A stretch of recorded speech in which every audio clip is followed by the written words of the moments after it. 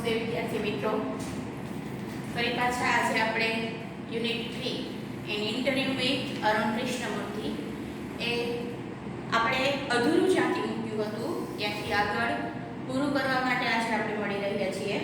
તો આપણે આગલા બે સેશનમાં જોયું હતું કે અરુણ કૃષ્ણમૂર્તિ છે એક એનજીઓ ચલાવે છે, સમાજ સેવાનું કામ કરે છે અને એ કયા પ્રકારનું કામ કરે છે તો પર્યાવરણને લગતું, એટલે કે બીચ છે, અધર વોટર બોડીઝ છે, આ બધું છે એને એ સાફ કરે છે. પછી નાના વૃક્ષો વાવે છે, નાટકો કરે છે જનજાગૃતિ માટેના અને ઇકો ફ્રેન્ડલી પેપર બેગ બનાવે છે.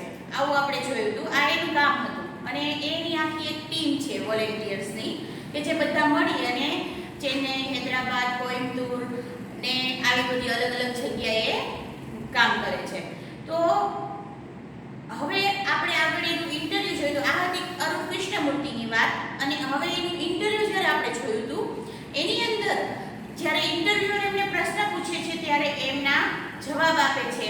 એટલે આખું પ્રશ્ન જવાબ સ્વરૂપે પાઠ આપણને આપેલો છે, જેમાં આપણે અગાઉ અરુણના ની પહેલી પ્રવૃત્તિ કઈ હતી, એને કઈ ઘટના એવી હતી એના જીવનની કે જેમાંથી એમને આ કાર્ય કરવાની પ્રેરણા મળી હતી એ જોયું.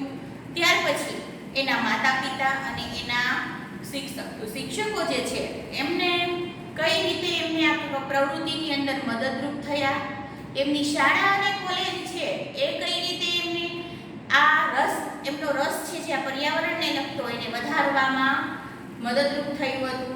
અને છેલ્લે એક અગત્યની વાત આપણે જોઈ હતી કે તેઓએ પોતાની વેલ પે જોબ, એટલે કે ગૂગલની અંદર પોતાની જોબ છે એ છોડી દીધી હતી 2010માં અને આ પર્યાવરણને લગતા કાર્યમાં એમને ઝંપલાવ્યું હતું. તો આ ડિસિઝન લેતી વખતે એમને કેવા ગડમથલ મનની અંદર ચાલતી હશે કે આગળ ભવિષ્યમાં શું થશે, એમના કેવા વિચારો કર્યા હશે અને કઈ રીતે આ કાર્યમાં જોબ છોડી અને જોડાણા એની પણ વાત આપણે કરી હતી. હવે આગળ આપણે જોવાનું છે કે હવે ઇન્ટરવ્યુઅર એમને કયો પ્રશ્ન પૂછે છે અને એમના શું જવાબ હોય છે. તો નેક્સ્ટ ક્વેશ્ચન જોઈ લઈએ. What kind of garbage do people throw into water bodies? What kind of garbage? Garbage એટલે મિત્રો કચરો. કચરો આપણે કેવી કહીએ છીએ કે આપણા માટે જે નકામું છે અને જે આપણે ઘરની બહાર કે આપણાથી દૂર કરી દઈએ છીએ એને આપણે કોઈ પણ જાતનું હોય વસ્તુ પછી એને આપણે બધી જ વસ્તુને શું કહીએ છીએ? કચરો કહીએ છીએ અને અંગ્રેજીમાં એને ગાર્બેજ કહેવાય છે.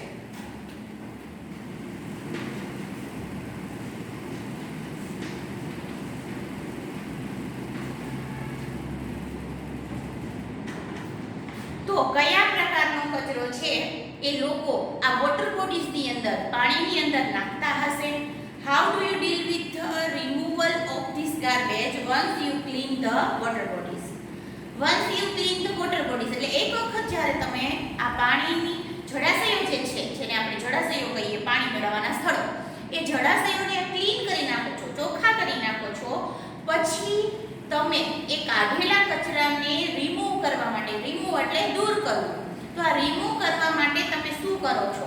એટલે કે એક વખત કચરો આપણે કાઢી લઈએ પછી કચરાનો યોગ્ય કંઈક નિકાલ તો કરવો જ પડે ને, નહીંતર તો પાછું એ પર્યાવરણને પાણીમાં નહીં તો બીજી રીતે નુકસાન કરવાનું જ છે. તો આ કચરાનો યોગ્ય નિકાલ કરવો એ પણ સાફ સફાઈની સાથે એટલું જ જરૂરી છે. એટલે ઇન્ટરવ્યુઅર એવો પ્રશ્ન પૂછે છે કે તમે કચરો કાઢો છો તો પછી કચરાનો નિકાલ કઈ રીતે કરો છો? Everything from a diaper to worn out slippers, we find everything in our lab. જો કયા પ્રકારનો કચરો, પહેલો પ્રશ્ન એવો હતો. એટલે અરુણે શું જવાબ આપ્યો કે ડાયપરથી લઈ, એટલે કે નાના બાળકોના જે ડાયપર હોય છે જેને આપણે ગુજરાતી ભાષામાં બાળોતિયા કહીએ છીએ, એ બાળોતિયાથી લઈ અને તૂટેલા સ્લીપર સુધીનો તમામ કચરો છે એ બધા જ પ્રકારનો કચરો આપણે આપણા જળાશયોની અંદર જોવા મળે છે અને એ ક્યાંથી આવે છે? આપણે જ નાખીએ છીએ ને. એટલે આપણે જ એ વસ્તુ જેની આપણે જરૂર નથી એને જ્યાં આવે ત્યાં જમીન ઉપર કે પછી પાણીમાં ફેંકી દઈએ છીએ. તો આ બધો કચરો, આવા તમામ પ્રકારની વસ્તુઓ આપણે જળાશયોની અંદર જોવા મળે છે. This is so disturbing because it is water and water is the basis of life. આ બધું છે એ ડિસ્ટર્બિંગ એટલે કે નુકસાન કરતા છે, આપણને આડકતરી રીતે નુકસાનદાયક છે. શું કામ? કારણ કે કચરો કેમાં છે? પાણીમાં છે. અને એ પાણી આપણી બેઝિક જરૂરિયાત છે. કેમ કે માણસોને કે કોઈ પણ જીવને જીવવા માટે પાણી, ખોરાક અને સૂર્યપ્રકાશની જરૂર પડતી હોય છે. તો આ પાણી જો આપણે, જે આપણી બેઝિક જરૂરિયાત છે કે જેના વિના આપણે જીવી નથી શકતા, જો આપણે એને જ ગંદુ કરી દઈશું તો એ જ ગંદુ પાણી છે એ આપણા શરીરને પણ ગંદુ કરશે, એટલે કે માંદગી લાવશે. તો આપણી જે બેઝિક જરૂરિયાત છે પાણી, અને જો આ કચરો આપણે પાણીમાં જ ફેંકશું તો એ આપણા માટે કેવું છે? ખૂબ જ નુકસાનકારક છે. How can we not care for these water bodies? How can we not care? આપણે કેમ આવી વોટર બોડીઝના જળાશયોની કાળજી નથી લઈ શકતા? We use this garbage for landfill with no or minimal exposure to the outside environment. We use this garbage. આપણે આ ગાર્બેજનો, આ કચરાનો યુઝ કરી શકીએ છીએ શેના માટે? તો લેન્ડફિલ વિથ ઓન નો, એટલે લેન્ડફિલ આપણે ખબર છે કે જે આપણે ઘરની અંદરથી કચરો નીકળે છે, હવે અત્યારે સરકારે પણ આપણે ખબર છે કે અલગ અલગ કચરો રાખવા લાગે છે, ભીનો કચરો અને સૂકો કચરો. કારણ કે જે આપણા ઘરમાંથી જે ભીનો કચરો નીકળે છે, ભીનો કચરો મીન્સ શાકભાજીની છાલ છે, ફળોને વધારેનો જે આપણે કાઢેલો ભાગ છે, ખાધા પછી જે વધેલો હોય એ ભાગ, પછી આપણા ઘરની અંદરથી જમવાનું બધું વધ્યું હોય અને જેને આપણે એઠવાડ કહીએ છીએ, એઠવાડ નીકળે છે એ, પછી લીલા ઝાડ પાનનો કચરો હોય, તો આ બધો છે એ ભીનો કચરો છે. તો આ ભીનો કચરો છે એ આપણી જમીન માટે ખાતરનું કામ કરે છે, આપણી જમીનને ફળદ્રુપ બનાવે છે. તો જો આપણે આ ભીનો અને સૂકો કચરો બે અલગ રાખી દઈએ તો એ ભીનો કચરો સીધો ખાતર તરીકે આપણે જમીનને ફળદ્રુપ કરવામાં વાપરી શકાય. અને જે સૂકો કચરો છે એને અલગ રીતે આપણે ડીલ કરવો પડે, કારણ કે એની અંદર કાચ છે, પ્લાસ્ટિક છે, લોખંડ છે, અલગ ધાતુઓ છે, આવો બધો હોય છે કચરો. એ બધી વસ્તુને અલગ કરી અને આપણે એને અલગ રીતે ડિસ્પોઝ કરવું પડે. તો આવું જો શક્ય ત્યારે થાય જ્યારે લોકો જાગૃત બને, લોકો એને અલગ રાખતા થાય. પણ આપણે બધા શું કરીએ છીએ? બધો જ કચરો જે હોય બધો જ ભેગો કરી અને નાખી દઈએ. તો આ ભેગું કરવાથી એક તો આ લીલો જે કચરો છે એ પશુ પક્ષીઓ છે એ પણ ખાઈ શકે છે અને સાથે સાથે જમીનને પણ ફળદ્રુપ કરે છે. પણ જો આપણે આ બધું ભેગું કરી દઈશું તો એ પશુઓ જેમ કે ગાય છે એ આ વસ્તુઓ ખાશે ત્યારે એને સાથે જે આપણે જેને સૂકો કચરો કહીએ છીએ એ પણ એ ખાઈ જતી હોય છે અને એને એટલું બધું નુકસાન થતું હોય છે.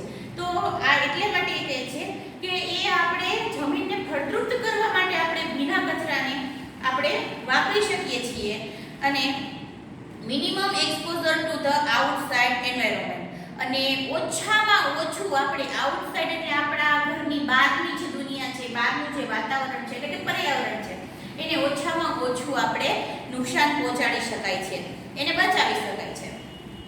વી એન્શ્યોર ધેટ, એન્શ્યોર એટલે ખાતરી હોવી, ચોક્કસ હોવું.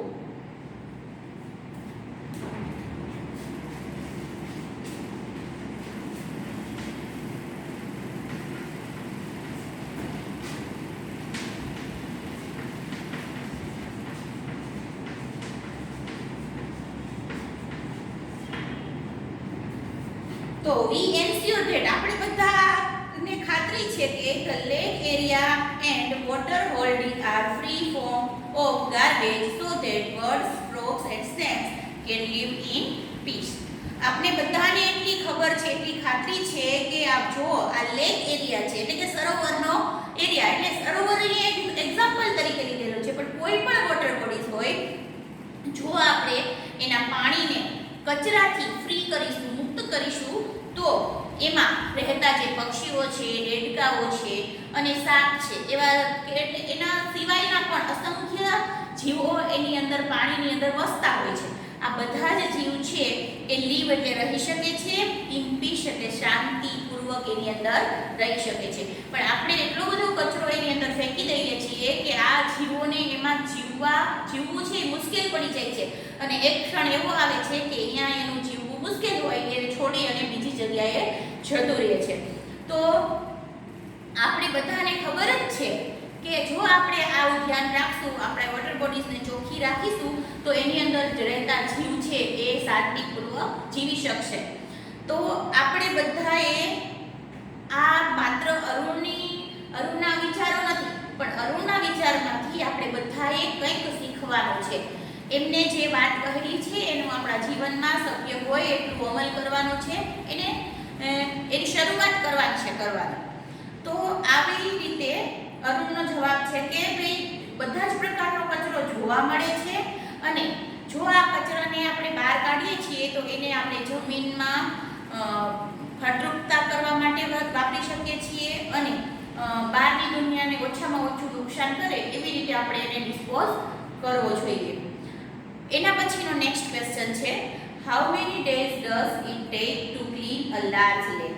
એક લાર્જ લેક હોય, એક વિશાળ સરોવર હોય, તો કેટલા દિવસો તમને એને સફાઈ કરતા થાય છે? Do you use any special equipment for cleaning and safety? Equipment એટલે સાધન સામગ્રી, કે તમે કોઈ ખાસ પ્રકારનું કોઈ એવું સામગ્રી કે સાધન વાપરો છો કે ક્લીનિંગ એટલે કે સફાઈ કરવામાં, અને સેફ્ટી એટલે તમારી સુરક્ષા માટે. કારણ કે જ્યારે આપણે કચરા સાથે ડીલ કરીએ છીએ ત્યારે એની અંદર ઘણા બધા બેક્ટેરિયા હોય છે, અથવા તો કોઈ એવા અણીદાર ધાતુઓની ચીજવસ્તુ હોય છે કે જે આપણા બોડીને અને આપણા શરીરને નુકસાન પહોંચાડી શકે છે. તો આવી વસ્તુઓ સાથે જ્યારે આપણે કામ કરતા હોય ત્યારે આપણા શરીરની પણ સાવચેતી રાખવી પડે. તો એટલા માટે સાવચેતી માટે, તમારી સુરક્ષા માટે અને સફાઈ કરવા માટે તમે કેવા સાધનોનો ઉપયોગ કરો છો અને એમની કઈ રીતે કામ કરો છો, આવો એમને ઇન્ટરવ્યુઅરે નેક્સ્ટ ક્વેશ્ચન પૂછ્યો છે. ત્યારે અહીંયા એક શબ્દ નવો આવ્યો, ઇક્વિપમેન્ટ.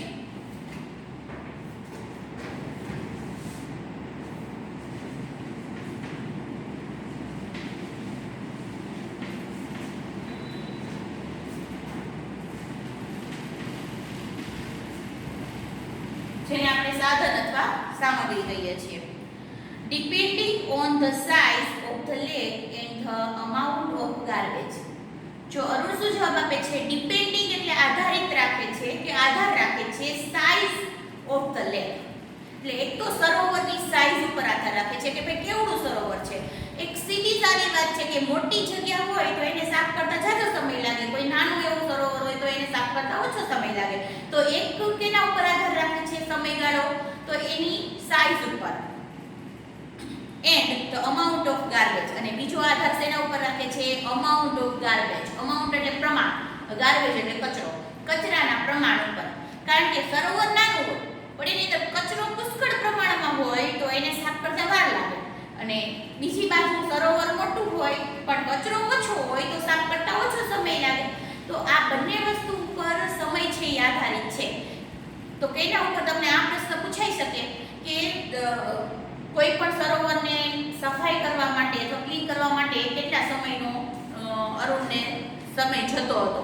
તો એના માટે અરુણનો જવાબ છે એ જ આપણે જવાબ લખવો પડે કે એ કેના ઉપર આધારિત રાખે છે? તો લેકની સાઇઝ અને અમાઉન્ટ ઓફ ગાર્બેજ, આ બે વસ્તુઓ પર આધાર રાખે છે. It can take anywhere between 5 days and 3 months to completely clean a lake. Completely જો કોઈ જગ્યાએ લેકને ક્લીન કરવું હોય, સાફ કરવું હોય, તો 5 દિવસથી લઈ અને 3 મહિના સુધીનો સમય લાગતો હોય છે. એટલે કે ઓછામાં ઓછો 5 દિવસ, વધુમાં વધુ 3 મહિના. એટલે 5 દિવસથી લઈને 3 મહિના મેક્સિમમ જેટલો સમય લાગતો હોય છે. કોઈ ઓછી ખરાબ જગ્યા હોય, ગંદકી ઓછી હોય તો 10-15 દિવસ છે, 5 દિવસ છે, 7 દિવસે થઈ જતી હોય. અને ઘણી મોટી એટલી બીચીસ છે કે એવું હોય કે જેમાં બહુ વધારે પ્રમાણમાં કચરો હોય તો અહીંયા 3 મહિના જેટલો પણ સમય લાગી શકતો હોય છે. એટલે બંનેની વચ્ચેનો સમય છે એટલો લાગતો હોય છે. We have our tools like rakes and spades. આપણી પાસે એટલે કે અમારી પાસે એવા ટૂલ્સ છે, ટૂલ્સ એટલે સાધનો, હથિયાર જેને આપણે કહીએ એ, લાઈક રેક્સ એન્ડ સ્પેડલ્સ. હવે રેક્સ એટલે દાંતી,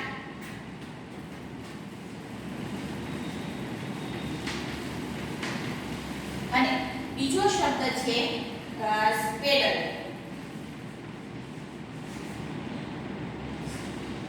સ્પેડ્સ એટલે પાવડો.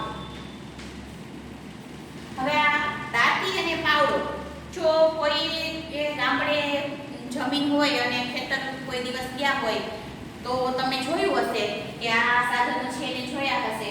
હવે આ સ્પેડ્સ છે એ તો લગભગ બધાએ જોયો હશે કે જેને આપણે પાવડો કહીએ છીએ, કે એનાથી આમ દસેડી અને કચરો છે એ ભેગો કરી શકાય.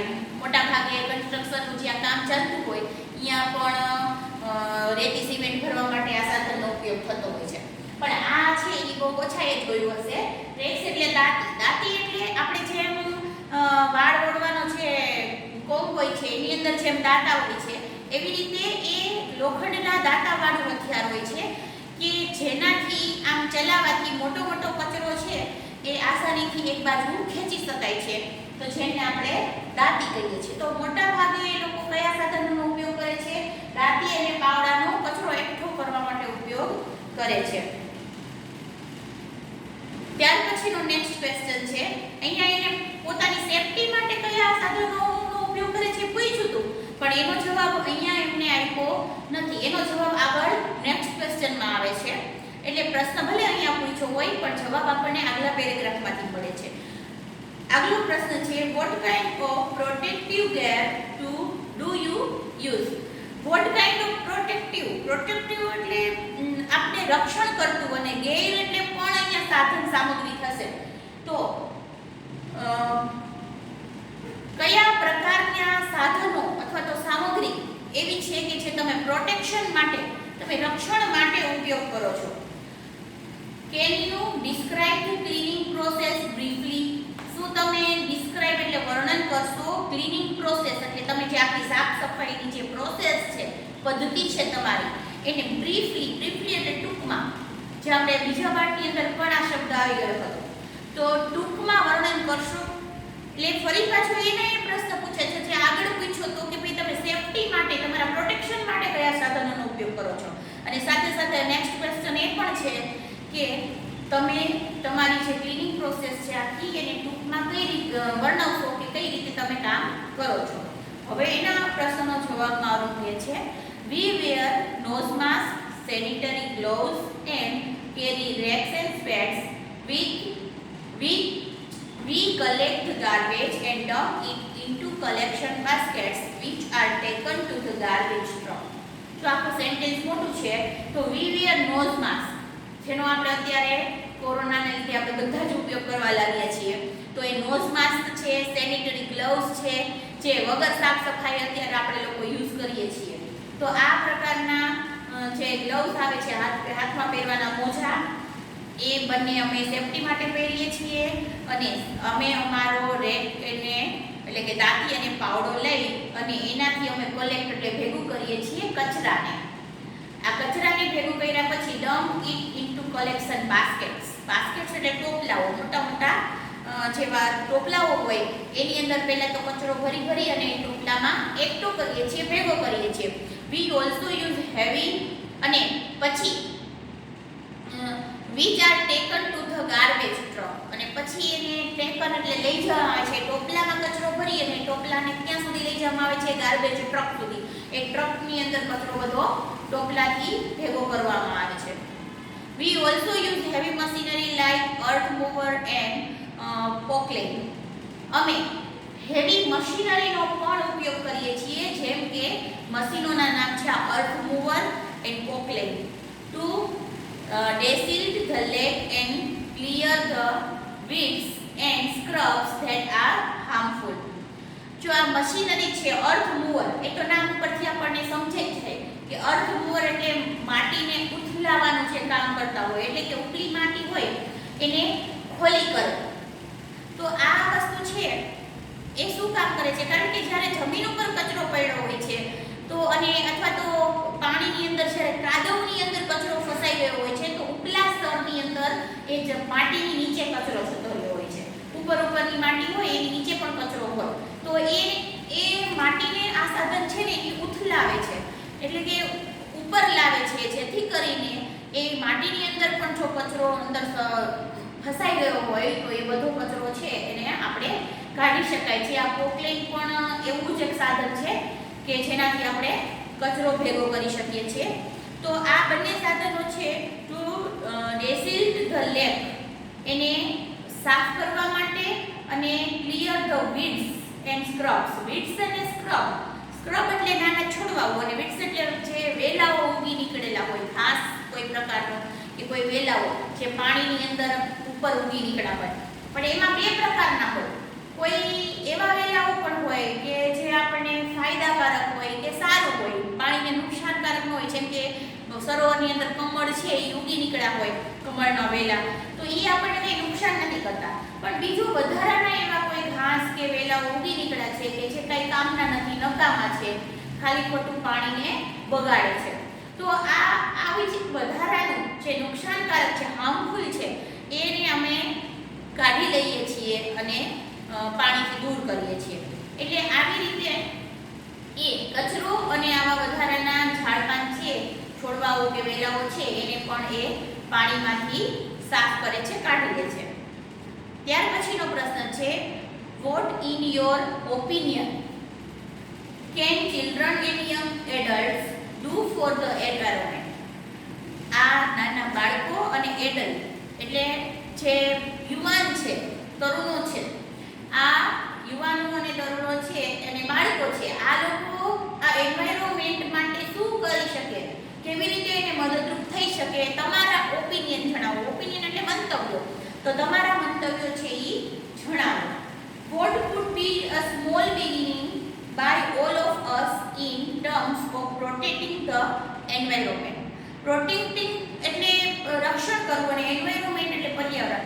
તો આ પ્રોટેક્ટ કરવા માટે, પર્યાવરણને પ્રોટેક્ટ કરવા માટે આપણે સ્મોલ બિગિનિંગ એટલે કે નાની એવી શરૂઆત છે એ અમારા બધા તરફથી શું થઈ શકે. કારણ કે કોઈ વસ્તુ છે એ સીધી કંઈ મોટા પ્રમાણમાં કોઈ અસર ન દેખાય કામની. જેમ કે અરુણે છે શરૂઆત કરી હતી તો કંઈ એટલું બધું એમને મોટું એવું કામ એક સાથે નહોતું કરી નાખ્યું, નાના એવા કામથી શરૂઆત કરી હતી. એટલે આપણે બધાએ પણ જો શરૂઆત કરવી હોય તો નાના એવા કામથી શરૂઆત કરવી પડે. એટલે ઇન્ટરવ્યુઅર એમ પૂછે છે કે અમારા તરફથી નાની એવી કઈ શરૂઆત હોઈ શકે કે જેનાથી અમે એટલે કે બાળકો અને યુવાનો છે એ આ પર્યાવરણને મદદરૂપ થાય એવું કાર્ય કરી શકે અથવા તો પર્યાવરણને બચાવવા માટેનું કાર્ય કરી શકે. આ મુદ્દા ઉપર તમારા મંતવ્યો જણાવો. એટલે અરુણને કહે છે કે તમારા શું વિચારો છે.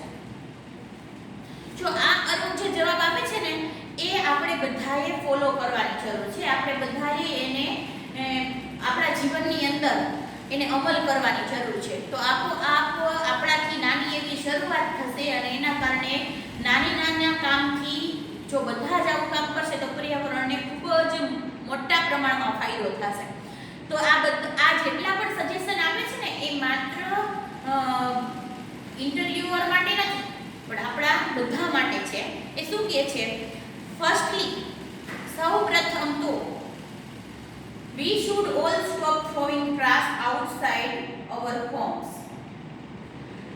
પહેલા તો સૌથી પહેલું કામ આપણે શું કરવાનું છે કે we should all stop, આપણે બધાએ સ્ટોપ કરી દેવાનું છે, બંધ કરી દેવાનું છે. throwing એટલે ફેંકવું, trash જો અહીંયા આ trash શબ્દ છે એ પણ આ trash શબ્દ આપણે જે નકામો કચરો જેને ગાર્બેજ કહીએ છીએ એના માટે અહીંયા સિમિલર તરીકે છે. એટલા માટે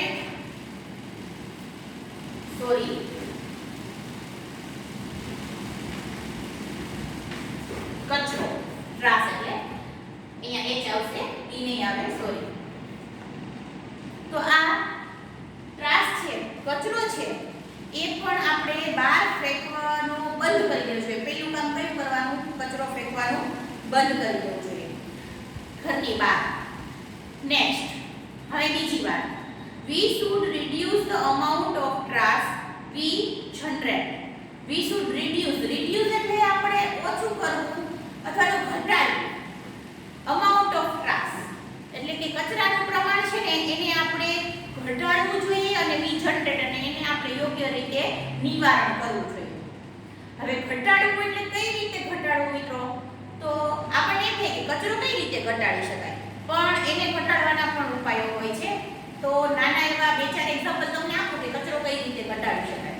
તો એક તો સૌથી પહેલા તો આપણે જે જમવાનું બનાવીએ છીએ, જે ખોરાક લઈએ છીએ, એ જોતું પૂરતું બનાવીએ, બગાડ ન થાય એનું ધ્યાન રાખીએ.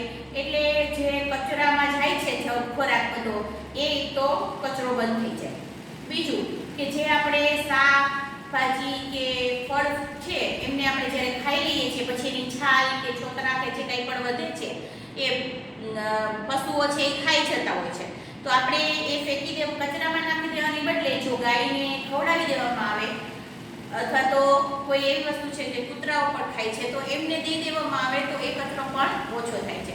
ત્યાર પછી અત્યારે આપણે જોઈએ છીએ કે નાનો એવો પ્રસંગ હોય કે લગ્ન હોય કે કંઈ પણ હોય, તો એમાં આપણે most of use and throw વસ્તુઓ વાપરીએ છીએ.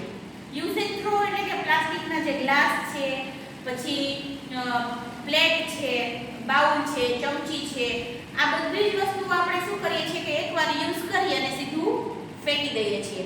તો એક તો આ પ્લાસ્ટિકના છે યુઝ એન્ડ થ્રો, પ્લાસ્ટિક હોય કે પેપર હોય, યુઝ એન્ડ થ્રો વસ્તુઓનો ઉપયોગ બંધ કરી દેવો જોઈએ. એને બદલે આપણે જો સ્ટીલના વાસણોનો ઉપયોગ કરીએ તો આપણે એને વારંવાર એને ધોઈ સાફ કરી અને ફરીથી ઉપયોગ કરી શકીએ. એટલે એ કચરો પણ આપણે ઘટાડી શકીએ. તો આવું નાની નાની વસ્તુઓનું શુદ્ધ પણ ધ્યાન રાખીએ તો પણ આપણે એ કચરો બચાવી શકીએ. ત્યાર પછી એને શું કીધું હતું કે આપણે એને યોગ્ય રીતે જનરેટ કરવું જોઈએ. જો એક રિડ્યુસ તો કરવાનું છે, ઓછું તો કરવાનું છે, પણ જનરેટ કરવાનું છે. જનરેટ એટલે યોગ્ય નિવારણ કરવું. તો નિવારણનું મેં તમને અગાઉ કીધું હતું કે આપણે સૂકો અને ભીનો કચરો બે અલગ અલગ રાખી દઈએ તો ભીના કચરાને આપણે ડાયરેક્ટ ખાતર તરીકે કે જમીન માટે કે પશુ પક્ષીઓને ખવડાવવા માટે ઉપયોગ કરી શકીએ.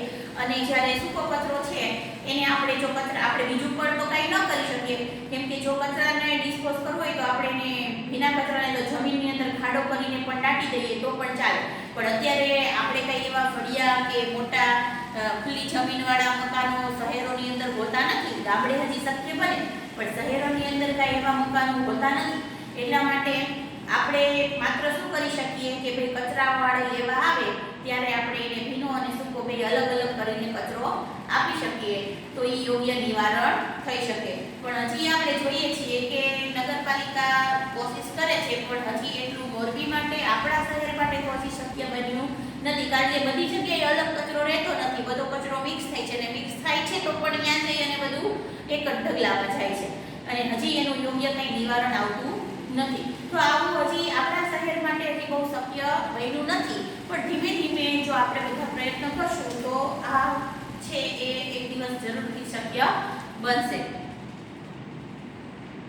એટલે આ બે વસ્તુઓ આપણને વરુણે કીધી ધ્યાન રાખવાની. એક તો આપણે કચરો ફેંકવાનો બંધ કરી દેવો જોઈએ બારે જ્યાં ત્યાં, અને બીજું કે આપણે કચરો ઓછામાં ઓછો થાય એવો પ્રયત્ન કરવો જોઈએ અને યોગ્ય રીતે એને નિકાલ કરવો જોઈએ.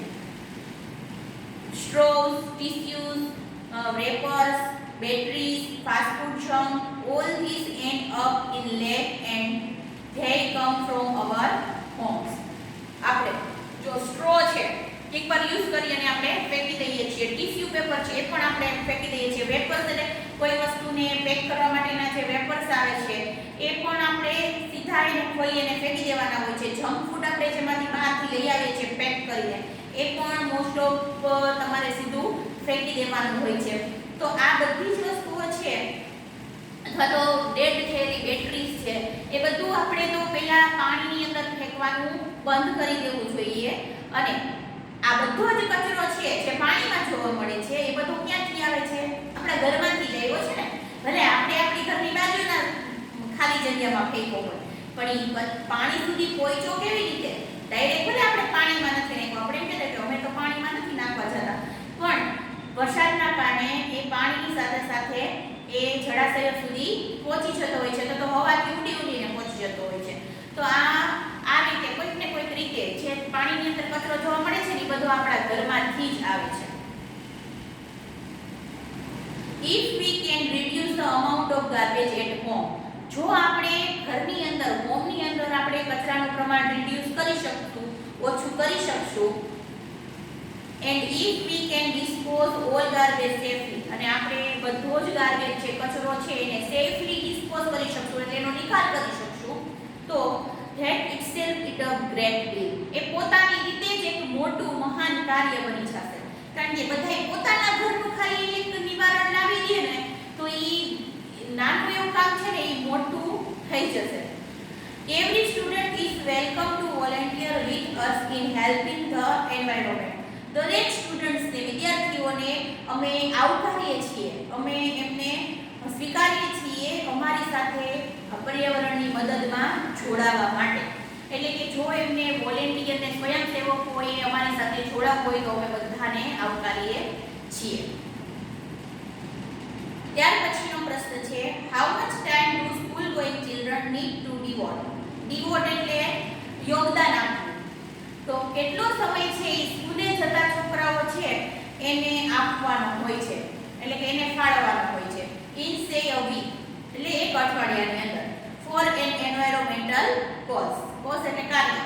એન્વાયરમેન્ટલ આ કાર્ય છે, પર્યાવરણને લગતું આ કાર્ય છે, એ કરવું હોય, તમારી સાથે ટીમમાં જોડાવવું હોય વિદ્યાર્થીએ, તો એમને અઠવાડિયાનો કેટલો સમય આપવો પડશે? કારણ કે જો સ્ટુડન્ટ છે અને એને આ કાર્યમાં જોડાવવું હોય તો એ પૂરેપૂરું તો કંઈ પોતાનું ભણવાનું અભ્યાસ છોડી અને એમાં લાગી જાય એવું તો શક્ય નથી, કારણ કે અભ્યાસ પણ જરૂરી છે. તો એમને કેટલો સમય એની પાછળ ફાળવવો પડે છે? 4 hours a weekend, that is 2 hours on Sundays and 2 hours on Saturdays. અઠવાડિયાની અંદર માત્ર 4 કલાક, 2 કલાક સેટરડે એટલે કે શનિવારે અને 2 કલાક રવિવારે, એ પણ વીકેન્ડમાં. મોટા ભાગે વીકેન્ડ છે એ રજાઓના દિવસો છે, શનિ રવિમાં. એટલે શનિ રવિની અંદર માત્ર એને 2 કલાક 2 દિવસ જવાનું હોય છે. અઠવાડિયામાં 4 જ કલાક આ કામ માટે ફાળવવાના હોય છે. અને એ મોટા ભાગે જેને ઈચ્છા હોય એ બધા એટલો સમય તો કાઢી જ શકે, કારણ કે એટલો સમય તો આપણી પાસે હોય જ છે. એટલો સમય આપણે પોતે ખોટું ટીવી જોવામાં કે બહાર આટા મારવામાં કે મોબાઈલમાં ગેમ રમવામાં કાઢી નાખતા હોઈએ છીએ. તો આટલો સમય જો એમની સાથે જોડાવવું હોય તો કોઈ પણ વિદ્યાર્થી છે એ આરામથી કાઢી શકે છે. This small beginning is more than enough. એક વાક્ય. હા. This small beginning is more than enough to ensure larger participation later. This small beginning, આ નાની એવી beginning એટલે શરૂઆત જો વિદ્યાર્થીઓની થશે તો it more than enough, એ વધારે enough એટલે પૂરતા પ્રમાણમાં to ensure large participation later, પાછળથી પછીથી large એટલે વિશાળ એમનું પાર્ટિસિપેશન એટલે યોગદાન અથવા ફાળો, એમનો ફાળો થઈ જશે. એટલે અત્યારે ભલે માત્ર 4 દિવસ 4 કલાક જ દિવસની અંદર શનિ રવિમાં અઠવાડિયાની અંદર 4 દિવસ 4 કલાક આવે, પણ એ 4 કલાક કરી અને એક સમયે પછી પાછળથી એમનું યોગદાન ધીમે ધીમે કેવું થઈ જશે? વિશાળ થઈ જશે એમનું યોગદાન. લાસ્ટ ક્વેશ્ચન છે, how can student and school join your fraternity? તો how can students અને સ્કૂલ, શાળા અને એમના વિદ્યાર્થીઓ છે એ તમારા આ પ્રવૃત્તિની અંદર, તમારા કાર્યની અંદર કઈ રીતે જોડાઈ શકશે? એટલે એ તમને કઈ રીતે મદદરૂપ થઈ શકે?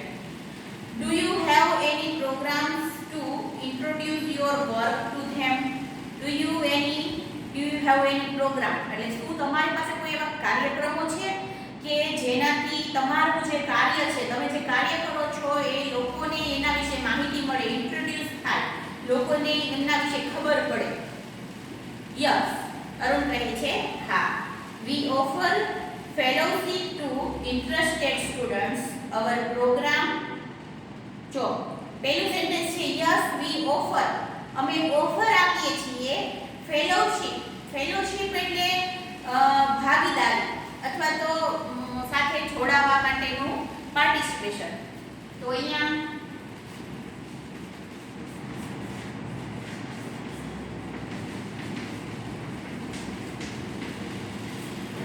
જે લોકોને, જે વિદ્યાર્થીઓને કે શાળાના જેને પણ અમારી સાથે જોડાવવું હોય તો અમે એમને ફેલોશિપ આપીએ છીએ, એટલે ભાગીદારી આપીએ છીએ. Our program at young animal lovers, young wildlife photographers, filmmakers, theater artists and scientific researchers.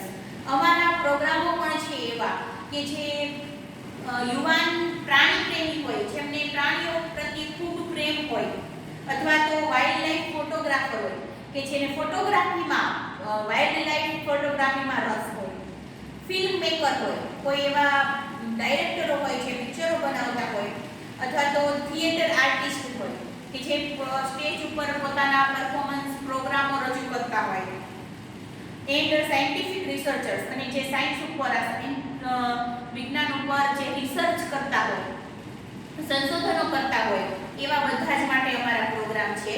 We give them training in these areas and get them actively involved in all our work.